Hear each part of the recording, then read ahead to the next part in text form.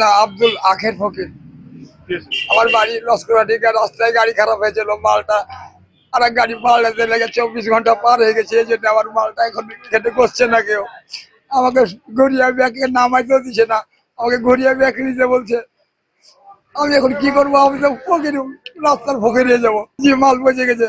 আমরা একটা ভালো শিল্প কারখানা, কিন্তু এই কোনো মাথা কামানি নাই।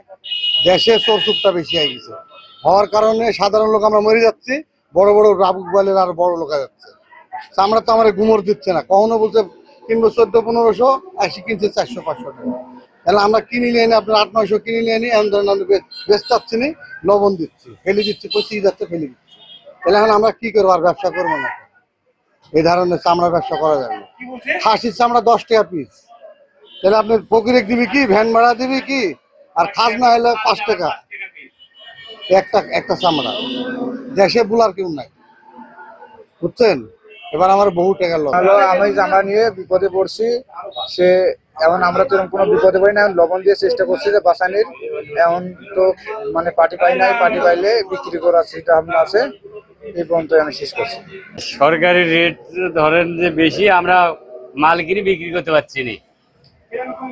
একটা বাজে গেছে, মাল ধরেন যে এখনো লবণ দিয়ে শেষ করতে পারিনি। প্রায় 30-35 বছর আমি এই ব্যবসার বয়স না। আমি কাজ সামলাই, প্রতিদিনে বেশি। আমি লবণজাত করার চেষ্টা করি না, লেবার রাখি, লবণ কিনে রাখি না। আমি মাল আসে বিক্রি করে দিই। সকাল সন্ধ্যের থেকে 7:30-7টার মধ্যে মাল বিক্রি ক্লিয়ার করি। কিন্তু মাল কোনো ক্ষতি হবে, আমার ঘরে মাল আটকে হবে। এবছরে আমি যা দেখলাম, মাদ্রাসা হুজুরেরা এত পরিমাণ চাঁদা নিজেরাই আমদানি করেছিল প্রতি ঘরে। আর এই অসময় মাল আমদানি করে যে কোনো মূল্য তারা বেচছে, যার কারণে মহাজন ফরিয়াপত্র দেয়। মালটা বেচতে না পারার কারণে আমার ঘরে মাল কিছু আটকে গেছে। এই মালটা আমি চেষ্টা করছি এখন পর্যন্ত প্রক্রিয়াকরণ করে ভালো রাখার জন্য, তাও এখনো ভালো আছে। একটা পিস মালও আমি মাদ্রাসার হুজুরকে লবণ দিয়ে আনতে দেখিনি। লবণ দিয়েছে আমি শুনছিলাম, কিন্তু লবণের মাল আমি পাইনি। আমার ঘর পর 2.5-3 দিকে আমি 2 গাড়ি মাল আসছিল, 300 বরকি, 60-65 গরু।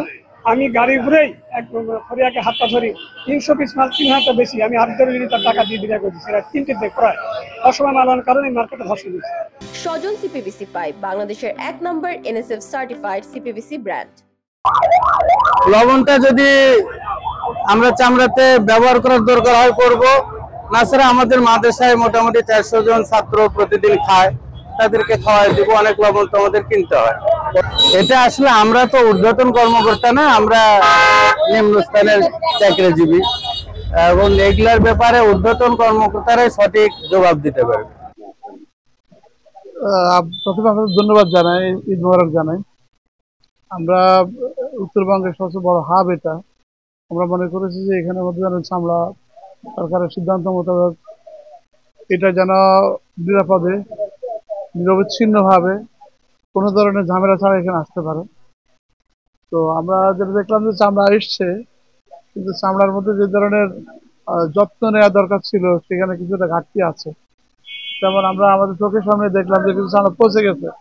এটা আমাদের জাতীয় সম্পদের একটা বড় ধরনের অপচয় হয়ে গেল। তো যথাসময়ে যদি ওগুলোতে লবণ দেওয়া হতো অথবা একটা সংরক্ষণের উপায় থাকতো, তাহলে হয়তো আর একটু ভালো হতো। তা আমাদের দিক থেকে আমাদের যে দায়িত্বটা ছিল নিরাপদে পৌঁছানো এবং কোনো ধরনের চাঁদাবাজি ছাড়া পৌঁছানো, সেটা আমরা করতে পারছি বলে মনে হয়। এখনো আমাদের লোকজন আছে এখানে।